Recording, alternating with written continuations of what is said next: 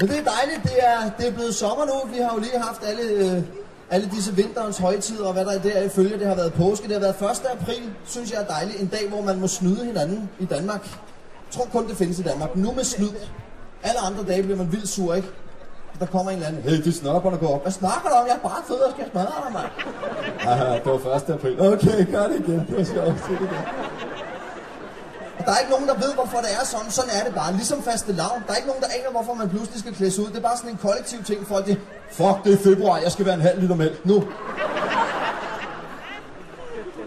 Jeg hader fastelavn, men det er også fordi, jeg synes, folk gør ikke nok ud af det, vel? De der små børn, der klæder sig ud, ikke, og står og rasler. Boller i min mave! Står og ringer på døren, man åbner, og så står der en lille dværg i mintgrøn flyverdragt med vandesnor.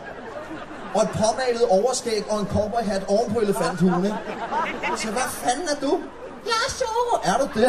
Læg dig, mand. Hvor meget Zoro er der nu, mand? Klæd dig ordentligt ud en anden gang.